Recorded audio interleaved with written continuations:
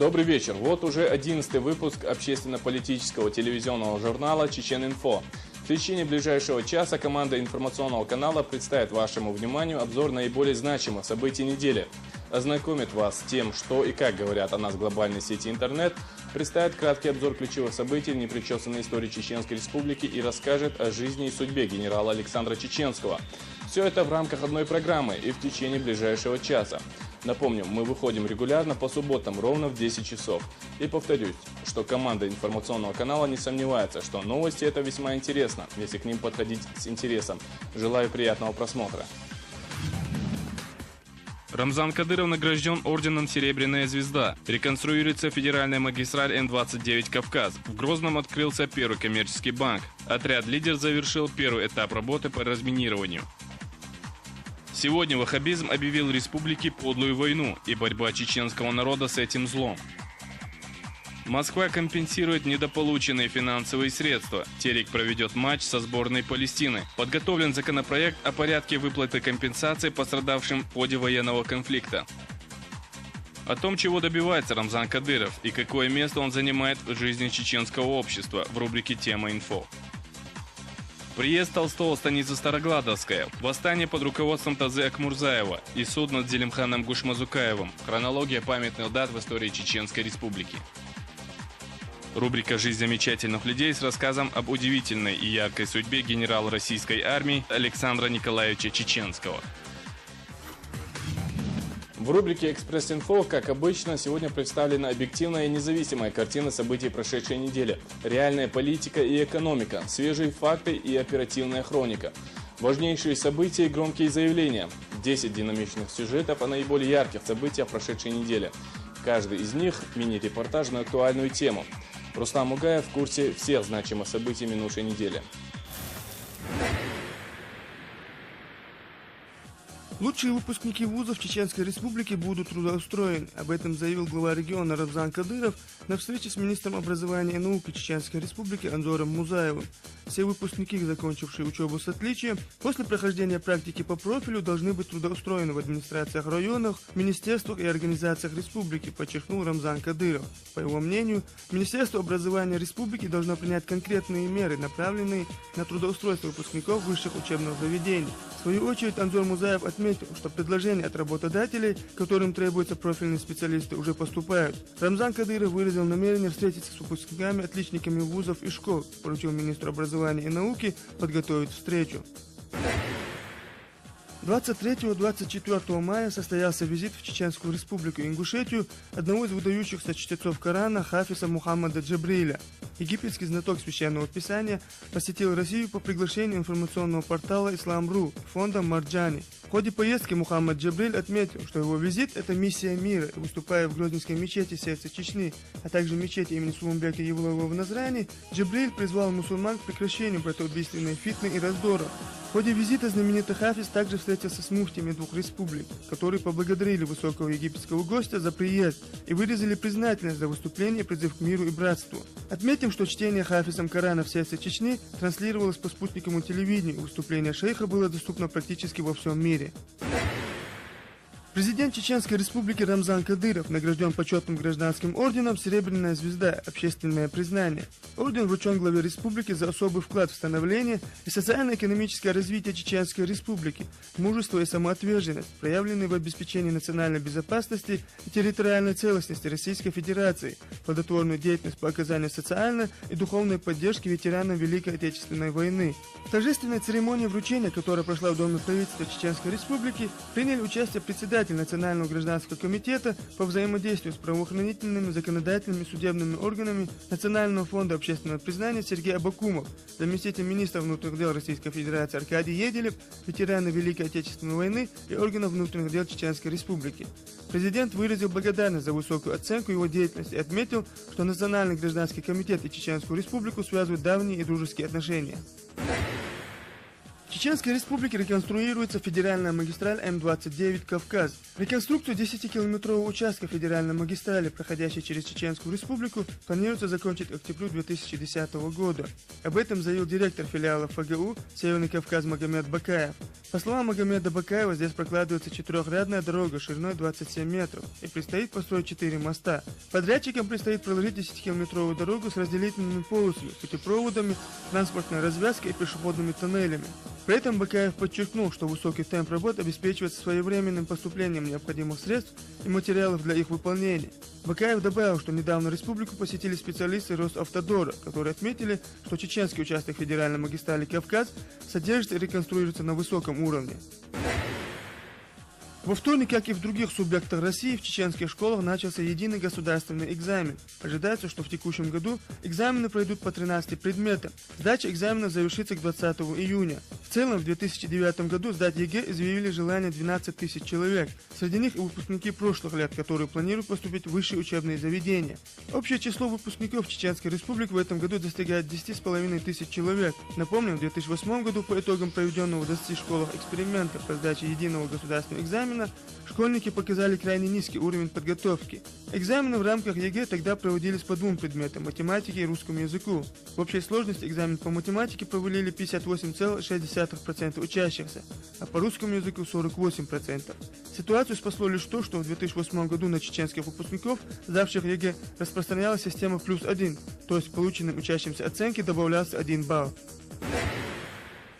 Подготовка к предстоящим выборам муниципальных органов власти Чеченской Республики осуществляется на должном уровне.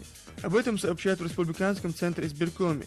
Муниципальные выборы, которые должны состояться 11 октября, в республике проводятся впервые, и потому избирком проводит широкую разъяснительную работу. В частности, изданы и распространяются брошюры, в районных центрах и крупных населенных пунктах проводятся семинары, в которых участвуют представители ЦИК и депутаты парламента.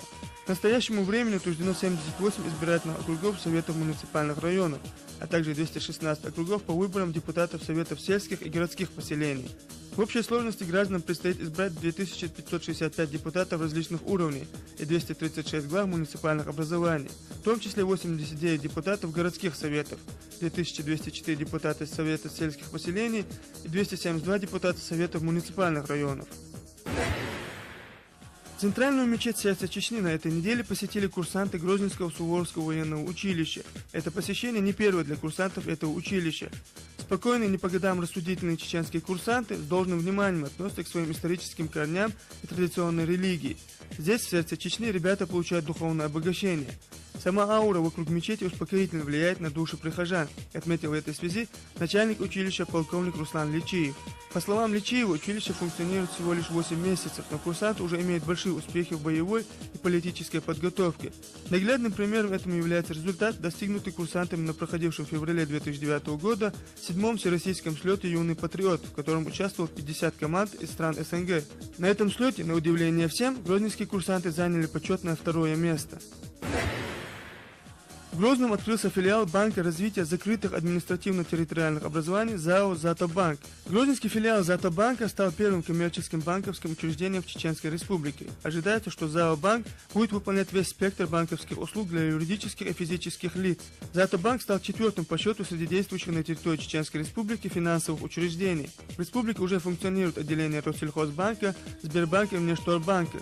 Приход в Чеченскую Республику банка, имеющего высокие показатели, даст толчок усилению конкуренции на рынке финансовых услуг и, как следствие, продолжит динамичное развитие кредитных организаций республики, отметил Рамзан Кадыров в ходе церемонии открытия банка. Банк расположен в арендуемом 3-этажном здании. Штат составляет более 20 человек. Отряд разминирования «Лидер» завершил первый этап работ в Чеченской Республике. Накануне отъезда в Главном управлении МЧС России по Чеченской Республике состоялось торжественное построение. Сотрудников МЧС-центра по проведению спасательных операций особого риска наградили нагрудными знаками участников боевых действий и почетными грамотами командующего ОГВС на Северном Кавказе. Слова благодарности прозвучали в адрес сотрудников «Лидер» и от начальствующего состава МЧС Чеченской Республики. Командир отряда Центра разминирования по проведению спасательных операций особого риска МЧС России Игорь Кутровский отметил, что задача, стоявшая перед сотрудниками «Лидер», выполнена в установленные сроки. Более 50 гектаров земли сдано аграриям Госхоза «Заря» Грозненского района саперами МЧС России после месяца работы. Осенью работа по разминированию территории Чеченской Республики будет продолжена. Делегация Чеченской Республики во главе с председателем правительства Чеченской Республики Одессом Байсултановым примет участие в Петербургском международном экономическом форуме, который состоится с 4 по 6 июня. Ожидается, что в работе форума примет участие более 2500 представителей деловых кругов, политиков и ученых со всего мира. По словам организаторов форума, его участники обсудят меры по адаптации международной финансовой системы к новым реалиям. Среди тем обсуждения – будущее международных финансовых институтов, реформа банковского сектора, контроль над деятельностью рейтинговых агентств и координация совместных усилий для противодействия кризису. В рамках сессии форума 5 и 6 июня планируется также обсудить изменения, происходящие в сфере инвестиций и их влияние на развитие российской и глобальной экономики. Как сообщили в Минэкономразвития Чеченской Республики, в этом году республика не будет представлять на форуме инвестиционные проекты. С момента своего зарождения ваххабизм сразу же объявил войну всему миру, и, как ни странно, в первую очередь исламскому миру. Это течение пустило корни и в нашей республике. Ваххабизм бросил вызов всем культурным традициям и обычаям, всему, что делает нас чеченцами. Но как случилось, что между зарождением ваххабизма и его окончательной гибелью на чеченской земле прошел всего лишь десяток лет? Об этом Тагир Салаханов в рубрике «Дайджест недели».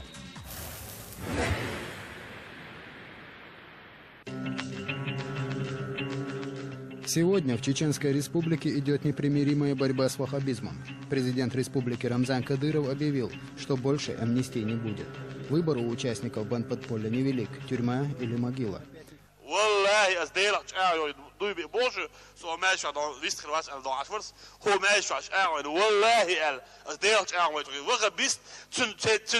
حاجة nog zo uur mogen. Daar is je wel aan. Zeg ik het best. Dus het is maar best die maar. Wallahi as deelt aan wat je gedaan. Zat ik best adalen. Ik best واخوجين. شو ده البوس بتصعبش ونص بباب تنبس كده. هو شو عدانه ديل دين شريعة طريقة ديل البوس ونابو. هو شو عدانه هو مخ دايبو. Весь народ республики поддержал своего президента. Ваххабизму в республике нет места. Что же случилось? В чем феномен? Как так произошло, что между зарождением ячеек ваххабизма и их окончательной гибелью на чеченской земле прошел всего лишь десяток с небольшим лет? Впервые ваххабиты появились в нашей республике во время Первой войны, а к моменту подписания Хасавюртовского соглашения они представляли собой несколько отрядов под командованием Мавлади Удугова, Зелимхана Яндарбиева, Шамиля Басаева и Хаттаба.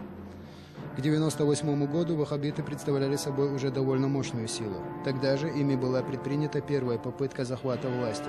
В июле-августе того года в Гудермесе произошли крупные боестолкновения с ваххабитами. Потерпев поражение в открытом бою, они заблокировались на подконтрольных им территориях – Урус-Мартане, Сержинюрте, Алхан-Кале. Времени даром они не теряли. Шла постоянная вербовка новых единомышленников, на базе в Сержинюрте велась боевая и теоретическая подготовка, а похищение людей и торговля героином пополняли казну. Все говорило о том, что ваххабиты готовятся к войне.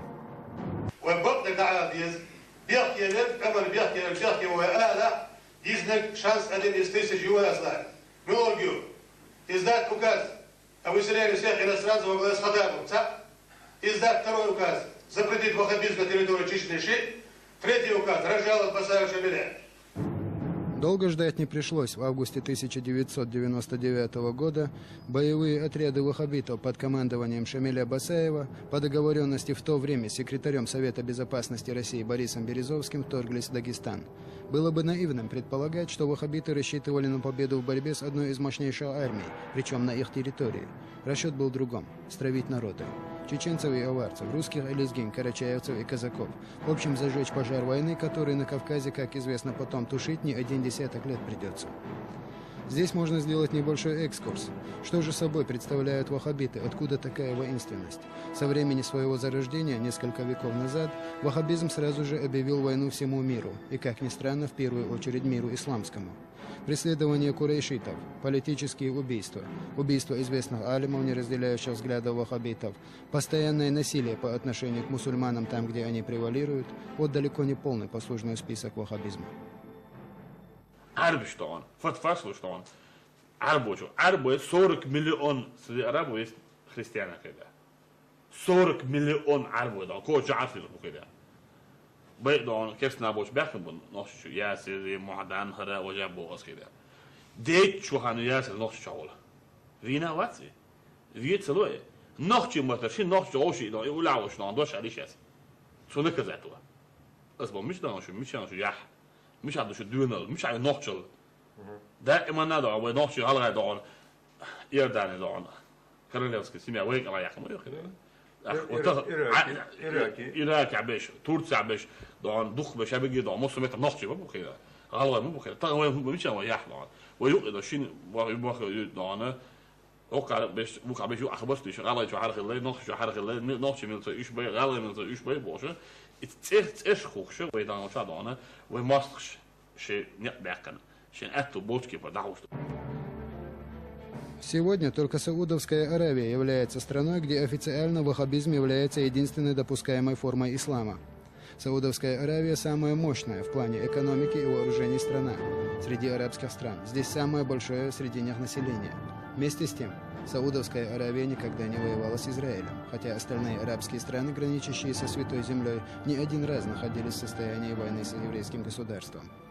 Саудовская Аравия долгое время была единственной исламской страной в регионе, на территории которой располагались военные базы США. А как же всемирный джихад? Это не попытка подлить масло в огонь, а всего лишь констатация фактов. Фактов красноречивых. А что же принесли ваххабиты чеченцам? Какую выгоду извлек наш народ от их деятельности?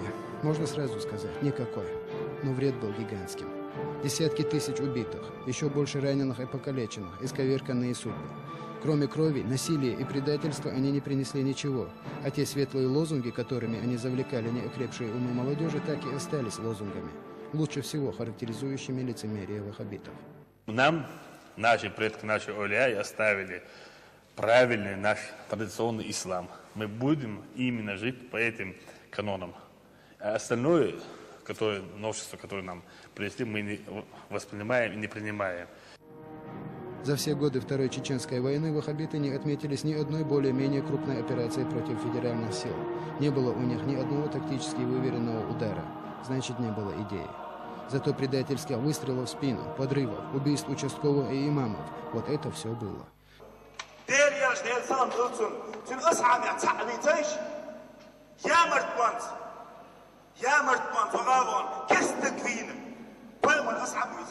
يا مرتوانس كيس تقوين ما يمر صعب يزيج سعواتش هوي إستوريا تقول لي قلت خلا واتش أشوف ديوس كيس تقوشو. За все эти годы они преуспели только в одном – осквернении чеченской земли и гордого имени чеченцев. И тот логический финал, который наступает в эти дни на земле войнаха, вполне закономерен. Нельзя одурманивать народ, паразитировать на нем и толкать его к гибели. Тем более, что этот народ говорит свое веское слово. Народ против ваххабитов, и это осознанный выбор. С самого начала своего зарождения на земле войнахов вся деятельность ваххабитов была направлена против простых людей. Они были для них всего лишь разменной монетой.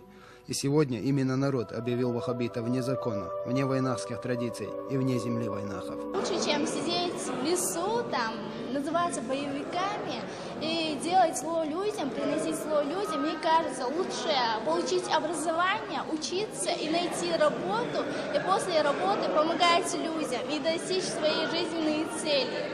Мое мнение лично, это зараза, которую надо вообще искоренить, не только в нашей республике, по всему миру. Выслеживать и лечить этих людей, больные люди. Ну, честно говоря, я категорически отношусь к категорической форме, скажем так, нет вообще к течению ваххабизма и вообще каким-то формам проявления, каких-то радикальных проявлений в какой-то форме. Для меня вот, ваххабизм ассоциируется с теми некими нетрадиционными для войнахского, в частности для чеченского общества каких-то проявлений, нетрадиционных в том плане, что само это течение, вот мы, в принципе, в недалекой истории знаем и на себе почувствовали все тяготы вот этого течения. И сегодняшние какие-то проявления вот, в обществе, некоторые проявления в обществе, еще раз, ну, в определенной степени настораживают наше общество. И лично мое мнение, мнение многих общественных деятелей, очень категорической форме нет, и вот именно по отношению к этому течению ваххабизма. Нельзя рассчитывать на победу без поддержки народа. А народ оказал свое доверие и поддержку не ваххабитам, а как раз тем, кто с оружием в руках с ними борется.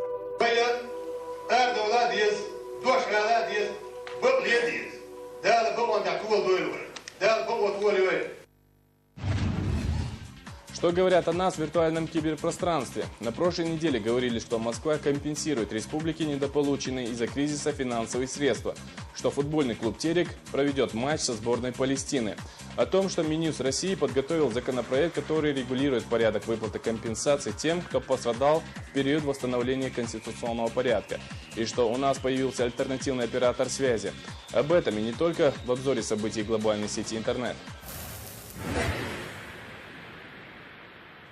На прошедшей неделе достигнута договоренность о том, что Москва компенсирует Чеченской Республике неполученные из-за кризиса финансовые средства, которые регион недополучит в 2009 году. Согласно договоренности, действие федеральной целевой программы для республики будет продлено на год, а в 2012 году Кремль вернет Грозному все долги с учетом инфляции. Напомним, ранее в связи с кризисом субъектам федерации было предложено сократить свои расходы на 15%. Чеченское руководство согласилось с этим, однако с тем, чтобы эта сумма была возмещена в 2012 году. И вот, договоренность об этом достигнута. Напомним, нынешняя федеральная целевая программа социально-экономического развития Чеченской Республики рассчитана на 2008-2011 годы. Это уже вторая программа восстановления Чеченской Республики. Первая, действовавшая с 2002 года, была закрыта решением федерального правительства в связи с неэффективностью ее исполнения. Реализация приоритетных инвестиционных проектов и предложений позволит создать в Чеченской Республике дополнительно свыше 23 тысячи рабочих мест. Об этом на совещании с членами Кабинета министров на неделе заявил председатель правительства Чеченской Республики Адес Байсултанов. Напомним, чуть ранее, в апреле текущего года, правительство приняло постановление о перечне приоритетных инвестиционных проектов и предложений Чеченской Республики. Инвестиционный портфель вошел в 41 проект на сумму более 174 миллиардов рублей. Основной акцент в планах авторов программы, как отмечается, делается на реализации сельскохозяйственных инвестиционных проектах. В этой связи Минсельхозом Чеченской Республики предоставлено 14 проектов и предложений. В их числе и закладка многолетних насаждений интенсивного типа с капельным орошением, строительство стеклотарного и консервного заводов, организация производства кондитерских изделий и макаронной фабрики.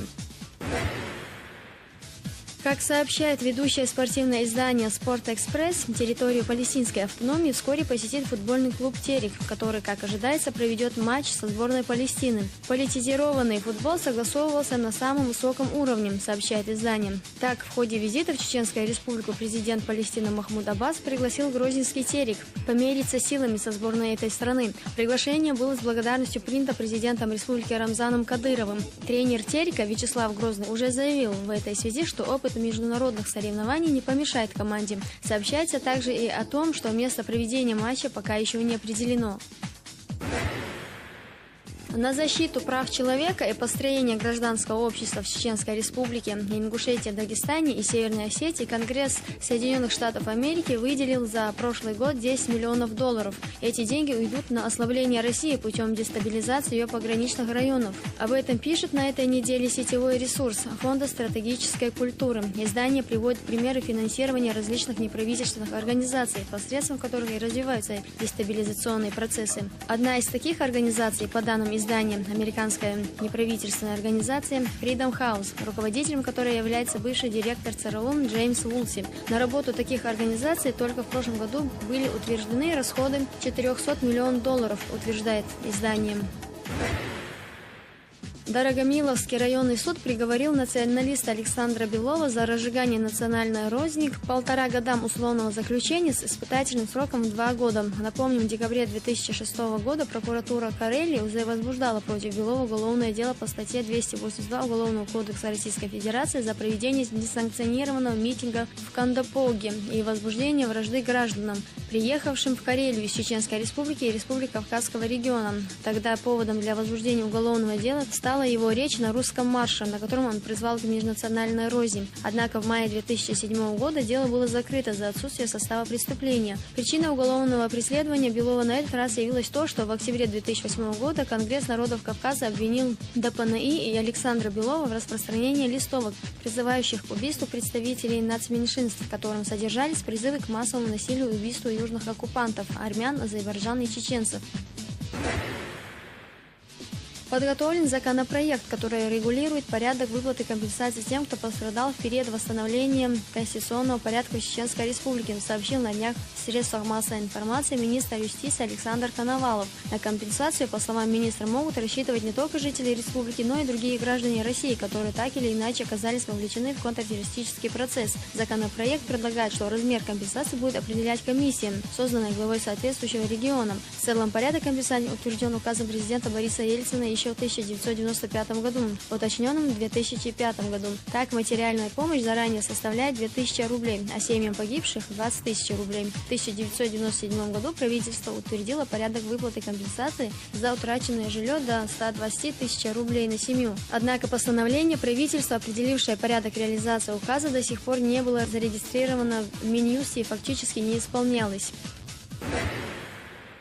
В Чеченской Республике будет открыто представительство организации «Комитет мусульман Азии». Об этом на прошедшей неделе заявил в средствах массовой информации муфтий Чеченской Республики Мирзаев. По его словам, достигнута договоренность об открытии представительства Координационного центра мусульман Северного Кавказа в Кувейте. Соответствующее соглашение, как отметил муфтий, достигнуто в ходе его поездки в Кувейт по приглашению Министерства по делам религии и вакуфов этой страны. Кроме этого, подписано также соглашение об открытии в Чеченской Республике филиала организации «Комитет мусульман Азии», сообщил муфтий. Представительство будет открыто на территории исламского центра чеченской столицы, и мы уверены, что уже в течение 2 недель этот филиал фактически начнет свою работу, подчеркнул в этой связи глава Духовного управления Чеченской Республики.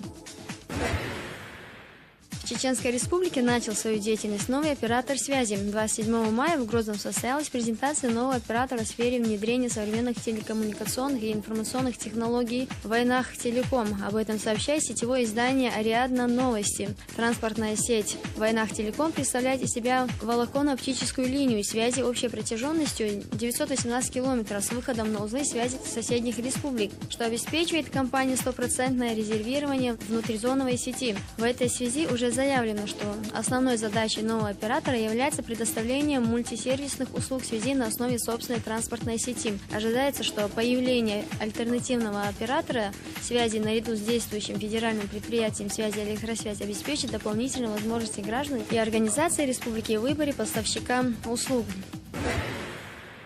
Обеспечение национальной безопасности – приоритетная задача не только федеральной власти, но и органов власти субъекта Российской Федерации и местного самоуправления. Об этом заявил на круглом столе в Государственной Думе заместитель председателя Комитета Нижней Палаты по безопасности Магомед Вахаев. По словам Вахаева, в большинстве субъектов Российской Федерации созданы Советы безопасности, антитеррористические и антинаркотические комиссии, приняты и реализуются законы и программы, направленные на профилактику правонарушений. В результате там, где приняты комплексные меры, наблюдается снижение криминальной активности, констатировал парламентарий. Вахаев сообщил, что в целях более четкого разграничения компетенции федерального центра, региональных властей и органов местного самоуправления в своих отзывах и рекомендациях субъекты Российской Федерации обратили внимание на необходимость обновления концептуальных документов в области безопасности. Об этом сообщает официальный сайт партии «Единая Россия».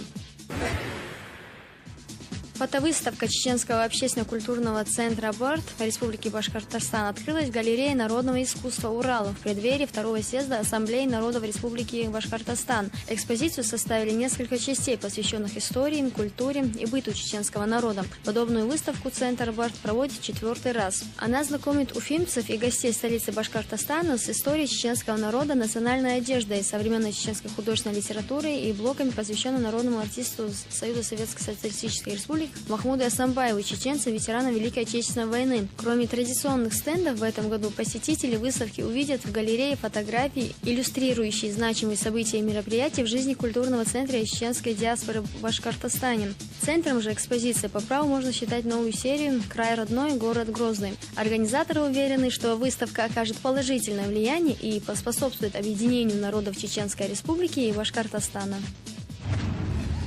Каждый народ на определенных этапах истории рождает своих лидеров, и порой обстоятельства складываются таким образом, что именно конкретная личность важна на конкретном промежутке истории.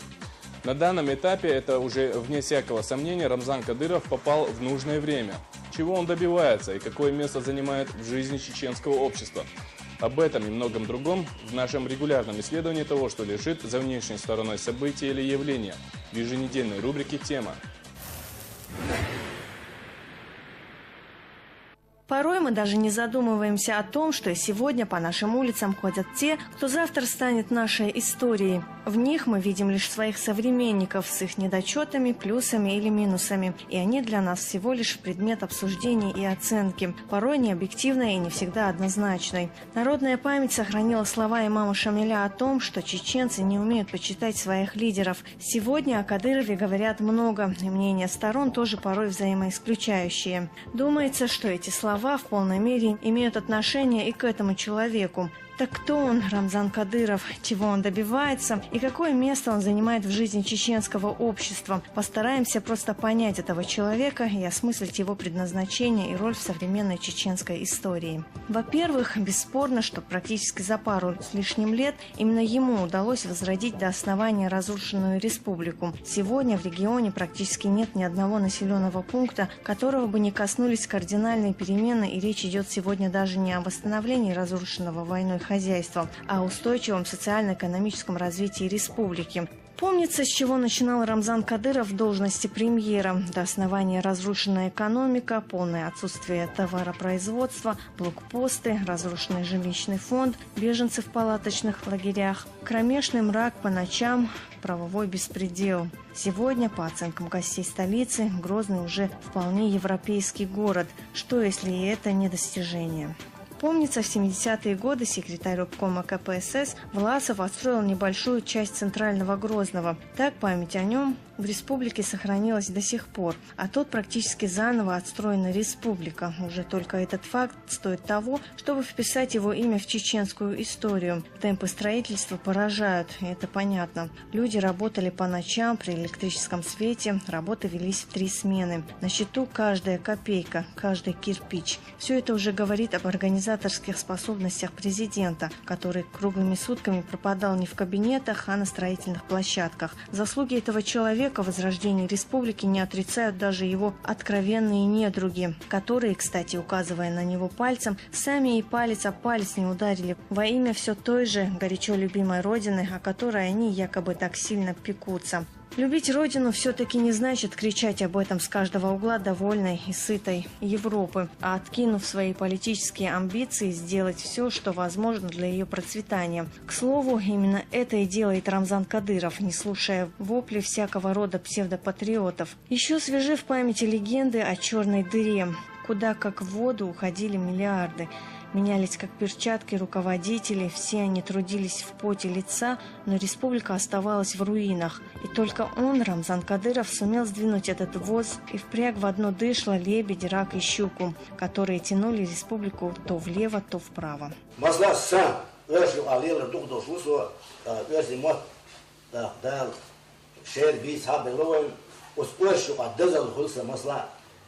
Президент Рамзан Бандош. Она ухазаву, так цену ешу, так извани ташера, але бюхом. Я знал, что вообще цену джура таться вообще. И он не решал, не скрыт лапа вацейн, да, похол я, похол он же диктор для рухша, але очень сюрте теле, шекира, он хавла хлеч, хейш таберду из масла. Не секрет, что львиная доля сделанного осуществлена за счет внепрограммных средств, привлечения инвестиций, средств местного бюджета, внепрограммных средств и средств регионального общественного фонда имени Ахмад Хаджи Кадырова. Практически каждый житель республики знает, что средства фонда Ахмад Хаджи Кадырова занимают чуть ли не основную часть финансирования строительных и не только работ в республике. Фонд всего лишь инструмент, при помощи которого в республике налаживается жизнь. Сегодня деятельность фонда во многом помогает республике, в частности, в восстановлении культурной и социальной сферы, помощи малоимущим, инвалидам и сиротам. И это всего лишь небольшая толика того, что делается фондом. Сотни и тысячи людей, которые уже получили помощь от фонда, выражают свою искреннюю благодарность и фонду, и президенту.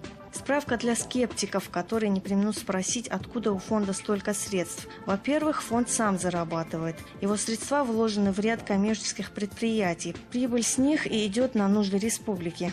При этом отметим, это основной источник пополнения фонда. Зарабатывать и вкладывать в будущее республики. Вот девиз фонда. И это отнюдь не слова.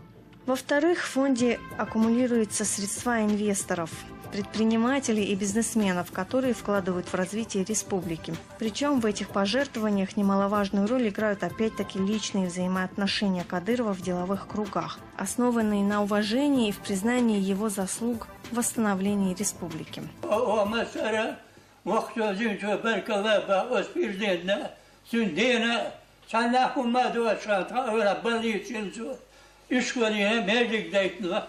Но, наверное, все-таки главное не в том, что Кадыров сделал в плане восстановления и налаживания мирной жизни, а в том, что ему удалось сделать в головах людей, в плане консолидации общества и налаживания мира в регионе. Что бы там ни говорили его оппоненты, остановлена многолетняя кровопролитная война. Что бы ни говорили, сохранены сотни и сотни, если не тысячи чьих-то жизней. В результате амнистии к мирной жизни возвращено около 8 тысяч бывших членов НВФ. Подавляющая часть из них вернулись под личные гарантии именно Рамзана Кадырова. Сегодня эти люди трудятся в различных сферах народного хозяйства республики, живут в своих семьях. Это ли не благо? Оппоненты часто любят повторять также о самоличном правлении и жесткости молодого президента. Но давайте вспомним нашу недавнюю историю. Разве не музыка, кто в лес, кто по дрова, и довела чеченское общество до ручки? Именно отсутствие твердой руки, жестких и продуманных решений, отсутствие политической воли и чувства хозяина привели чеченское общество к августовской трагедии 99-го. Это можно отрицать, но каждый при этом в душе все-таки согласится, что это так. А теперь перенесем эту же ситуацию на республику в условиях после Второй Чеченской. Как говорится, все те же грабли, только вид сбоку. Но наблюдаем ли мы сегодня попытки повторения пройденного? Слухи, сплетни, все та же возня по поводу портфелей, невосприятие ситуации, замешанное на личных обидах и квасном патриотизме. И на фоне всего этого президент, который под бременем власти, забот и проблем по существу делает историю. И что стало бы с многострадальной республикой, если бы ее растащили по политическим углам? Именно жесткая воля, конкретные меры, строгий контроль позволили вытянуть республику из болота, в которое ее затянули по Крылову – лебедь, рак да щука. Сегодня говорят, что чеченское общество расколото на несколько составных частей – и маратчиков, ичкерийцев, и кадыровцев. Неправда. Нет никаких групп. Есть Чеченская республика, есть команда Кадырова, есть народ Чеченской республики, его законные органы, власти и кучка отщепенцев, которая никак не может смириться с тем, что осталось на обочине. Эта кучка щипит из каждого угла. Одни по незнанию реальной ситуации и наивной доверчивости, другие из-за шлейфа тяжких преступлений, которые не позволят им включиться в мирную жизнь. А третьи, потому что никак не могут применить свои политические амбиции с горькой реальностью. И эта часть не столь значительна, как ей хотелось бы себя представить. Меньшинство подчиняется большинству. Большинство – это народ. Вот принцип, который не позволит растащить республику по разным углам и не позволит втянуть ее в очередную братоубийственную бойню. Республика сегодня строит и созидает. Она возрождается буквально на глазах. И без них. Без тех, кто в угоду заморским хозяевам играет в гладиаторские войны, и тех, кто на потеху мировой общественности хает свою историческую родину и свой народ. Народ никуда не ушел. Ни в лес, ни в Европу. Он строит будущее, он в пути. И без них. Тех, кто волею судьбы выпал из обоймы народа.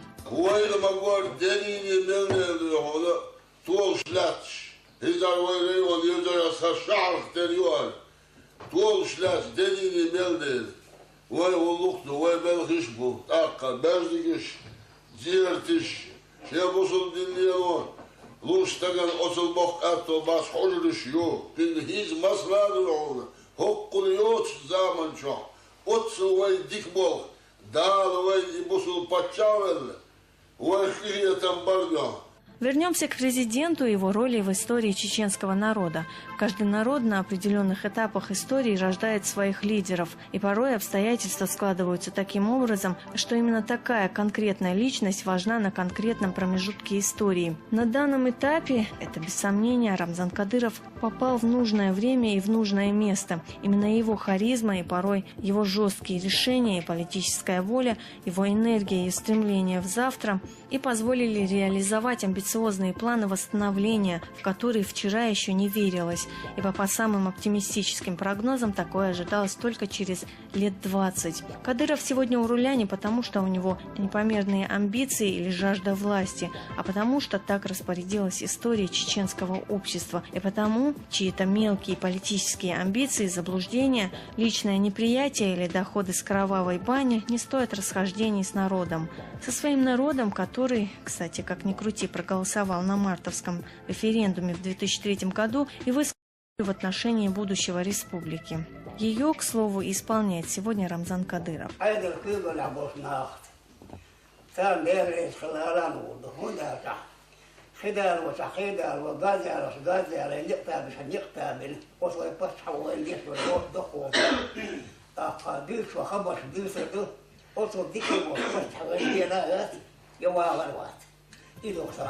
Ему порой вменяют в вину его возраст. Но вспомним молодого Петра Македонского, молодого Тамерлана. Да сколько их в истории. Именно молодость, энергия, нестандартное мышление и отсутствие боязни перед грандиозностью планов и позволили им достичь в жизни всего того, чего они достигли. Так что молодость и непомерная энергия, скорее всего, плюс, нежели минус в имидже президента. И думается, что Кадыров еще удивит и чеченское общество, и мир своими планами. История в зеркале времени. Обзор ключевых событий в истории Чеченской Республики. На этой неделе в непричесанную историю вошли приезд Льва Толстого в станицу Старогладовская, восстание под руководством Тазы Акмурзаева, суд над Зелимханом Гушмазукаевым и антисоветское восстание под руководством Нажмудина Гацинского. Предлагаю посмотреть хронологию памятных дат в рубрике «Хронограф». 30 мая 1851 года молодой граф Лев Николаевич Толстой впервые приезжает в станицу Старогладовскую. Он жил в Чечне с мая 1851 по январь 1854 года, практически постоянно в среде чеченцев и казаков, среди которых завел немало друзей. Отметим, литературная деятельность Толстого также начиналась на Кавказе. Именно здесь он написал свои первые произведения «Детство» и повесть «Казаки». Любовь к Кавказу, глубокий интерес к особенностям жизни горцев нашли отражение во многих произведениях Толстого. Он много думал о бессмысленности войны и будущем мирном сосуществовании России и Северного Кавказа. Сегодня имя великого писателя носит село Толстой-Юрта Грозненского района республики. В память о пребывании Толстого в республике его именем также названы улицы и школы. В станице Старогладовской Шелковского района находится и литературно-этнографический музей имени этого классика отечественной литературы. В 1860 году Кавказская линия была разделена на Кубанскую и Терскую области. Управление в этих областях передавалось областным начальникам, которые были одновременно и командующими войсками. Уже 29 мая 1862 года выходит положение об управлении Терской областью, в котором определяется порядок и устройство Терской области. Согласно положению, область делилась на 3 военных отдела – западный, средний и восточный, а также 7 округов – Владикавказский, Грозненский, Веденский, Кизлярский, Нальчикский, Аргунский, Хасавюртовский и Георгиевский. Округа, в свою очередь, делились на 12 участков. Терскую область возглавлял начальник области, одновременно являвшийся наказным атаманом Терского казачьего войска. Управление областью делилось на 3 ведомства – военное ведомство, ведомство управления горцами и гражданское ведомство. 24 мая 1865 года в Восточной Чечне, в Веденском округе Терской области, вспыхнуло стихийное восстание. Возглавлял его житель села Харачой Тоза Акмурзаев, который и объявил себя новым имамом Чечни и Дагестана. Тоза умел красноречием расположить к себе мюридов. Кроме того, ходили слухи, что он наделен необыкновенным пророческим даром. Все эти качества в общей сложности позволили ему собрать под свои знамена определенное число мюридов и поднять на борьбу несколько близлежащих аулов. Однако, боясь, что восстание может перекинуться на равнину, власти закрыли все пути в горную Чечню и предупредили восставших, что всякий, кто с целью возмутить равнинные аулы спустится с гор, будет арестован и жестоко наказан. С другой стороны, была проведена соответствующая работа и с жителями равнинных сел. В итоге власти быстро расправились с лишенным поддержки восстанием, которое вскоре было жестоко подавлено. 24 мая 1901 года в Грозном прошел суд над Зелимханом Гушмазукаевым и его отцом Гушмазуко Бихоевым. Суд приговорил их на 3,5 года в исправительные арестантские отделения. Зелимхана сослали в Илецкую защиту. Уже летом этого же года Зелимхан с 3 товарищами совершает побег из грозненской тюрьмы и выходит на арену обреческого движения. За образом Абрека Зелимхана утвердилась слава благородного и благочестивого Робин Гуда. За его голову царская администрация назначила большую награду, которая росла на протяжении 13 лет, пока Зелимхан был неуловим. Целый ряд аулов были обложены большими штрафами за укрывательство Абрека. Несколько селений пострадало от карательных экспедиций, но никто из крестьян Зелимхана не выдал. Только лишь в 1913 году нашелся предатель, который сообщил властям о его местонахождении. Тяжелобольной Зелимхан был окружен и убит около селения Шали. 10 мая 1916 года началась всеобщая и самая крупная по тем временам забастовка рабочих города Грозного и его окрестностей. Забастовкой руководил избранный стачечный комитет во главе со слесарем со старых промыслов Ивановым. Рабочие предъявили нефтепромышленникам 33 требования, в том числе установить 8-часовой рабочий день, повысить заработную плату, предоставить квартиры, открыть школы для детей рабочих и организовать детям бесплатное обучение. Нефтепромышленники сопротивлялись долго и упорно. Забастовка длилась ровно месяц. Фирмы терпели колоссальные убытки. Однако выступления рабочих закончились их полной победой. Рабочие добились 8-часового рабочего дня вместо 10-12 часов, чего тогда еще не было и в крупных промышленных центрах России. 13 июля 1906 года последнее заседание представителей стачечного комитета прошло в помещении общественной библиотеки. В мае 1919 года чеченцы отказались пропустить деникинские войска, направляющиеся в Дагестан, что привело к серии крупных сражений близ селений Кади-Юрт, Гудермес, Истису и Гиризель-Аул. Северный Кавказ в захватнических планах Деникина занимал значительное место. Он должен был стать социально-экономической базой для его армии, боровшейся за осуществление идеи создания великой и неделимой России. Однако, захватив плоскостную территорию Чечни, Деникин не смог подчинить своей власти ее народы. Горцы жили своей жизнью и деникинской власти не признавали. 24 января 1920 года по указанию Сергея Кирова повстанческие войска Терской области объединились под общим командованием в Терскую областную группу красных повстанческих войск. 24 мая 1920 года Гекала издал приказ о всеобщем выступлении, и уже 24 мая в Грозный вступили части регулярной Красной армии, с ликованием встреченные населением. В мае 1921 года подавлено антисоветское восстание в Кавказских горах. Руководители восстания Саидбей и Нажмуддин Гацинский скрылись.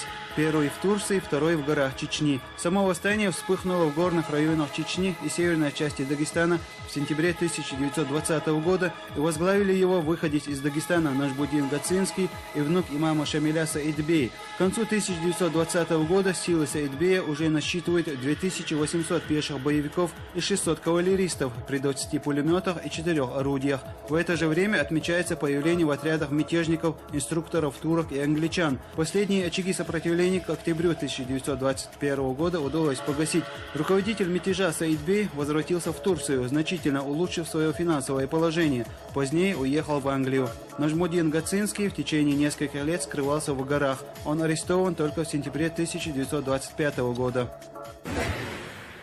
В мае-июне 1996 года заключено временное перемирие и достигнуты договоренности о прекращении огня, боевых действий и мерах по урегулированию вооруженного конфликта на территории Чеченской Республики, которые вошли в историю республики как Назрановские соглашения. Однако надеждам на скорый мир сбыться было не суждено. Уже летом этого же года боевые действия на территории Чеченской Республики возобновились с новой силой и закончились августовскими событиями 1996 года. Не помог и договор о мире и принципах взаимоотношений между Российской Федерацией и Чеченской Республикой, который был подписан в мае уже 1997 года. Все эти события стали лишь прелюдией к новому витку вооруженного противостояния, остановить который смогли лишь политическая воля и договоренности первого президента Чеченской Республики Ахмата Кадырова и Владимира Путина. В одном из набегов на Алды царскими войсками был взят в плен 5-летний чеченский мальчик. Его взял на воспитание 17-летний подпоручик Николай Раевский. Мальчишку назвали Александром, но на протяжении всей своей жизни Александр помнил, что он чеченец, у которого есть вольная и прекрасная родина. Умер он в чине генерала-майора в январе 1834 года. Рубрика «Жизнь замечательных людей» с рассказом об удивительной и яркой судьбе генерала русской армии, чеченца Александра Николаевича Чеченского.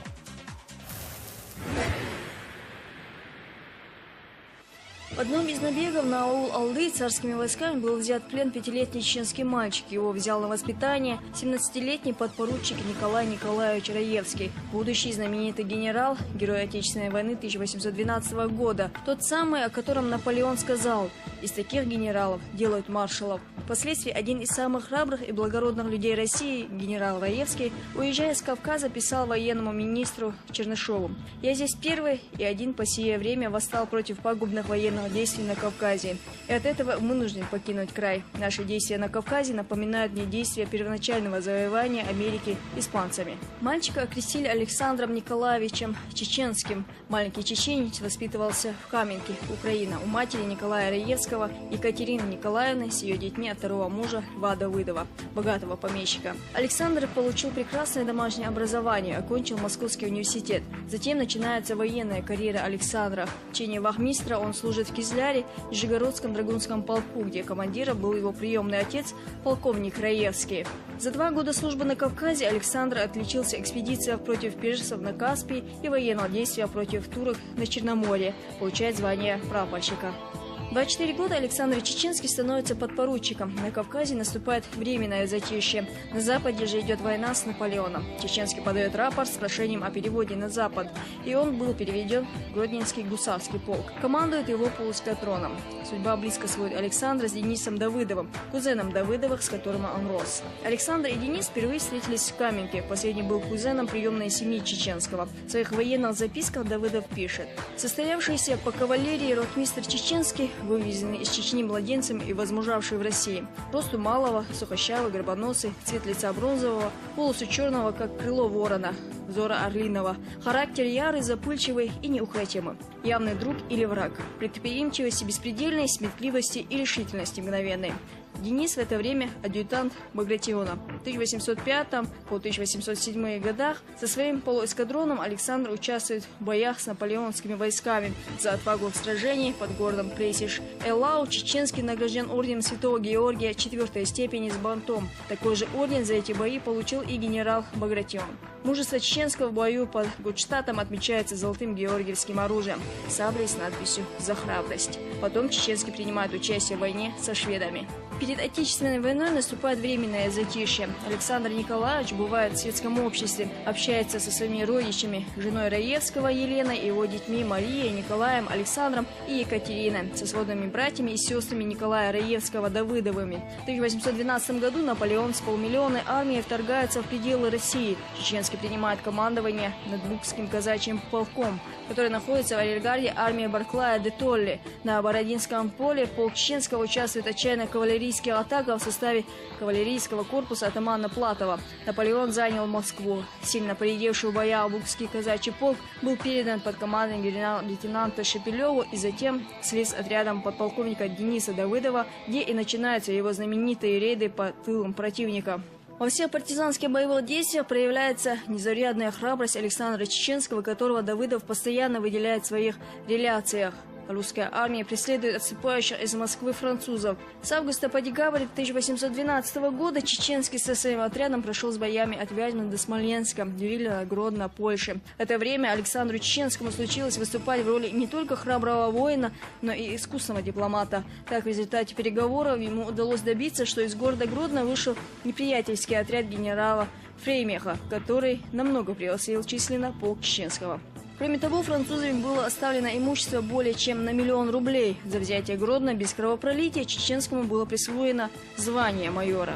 В марте 1813 года Чеченский с небольшим отрядом осадил город Дрезден. Город также был сдан ему без боя. В рапорте своему начальству Давыдов 9 марта доносил: «Вчерашнего числа я предпринял усиленное обозрение Дрездена. Ротмистр Чеченский, командующий первым Букским полком, отличился. Это его привычка. Здесь он на время разлучился с Давыдовым». У Рейхенбаума полк Чеченского разгромил отряд французов, захватил в плен подполковников, 2 нижних офицерских чинов, около 100 рядовых, полковое знамя и уничтожил свыше 150 солдат противника. Новый командующий армией Барклай Тули, сменивший умершего в горке Бунслау Кутузова, присваивает чеченскому чин подполковника. За успешные действия его переводит командиром лейб-гвардии гусарский полк. Полк этот без потерь захватывает город Ослабрюк. Затем он участвует в исторической битве народов под Лейпцигом. После этого по приказу командующего гусарский полк чеченского отправляется в Нидерланды. Там в провинции Северный Брабант он, объединенный с 3 казачьими полками, штурмом берет крепость Бреда. Вслед за этим, путем переговоров, Александр Чеченский занимает с полком без боя сильно укрепленную крепость Вильямштадт. Под городом Лаун полк Александра Чеченского участвует в сражении с превосходящими силами французов. Здесь 14-тысячная армия под командованием графа Воронцова спасала союзные австрийские войска от 70-тысячной армии Наполеона. На вторую ночь сражения русская кавалерия опрокинула и погнала пехоту французов. Чеченский ранен в руку и ногу, но поле боя не покидает. Он награжден орденом Анны с бриллиантом и отмечен повышением в чине.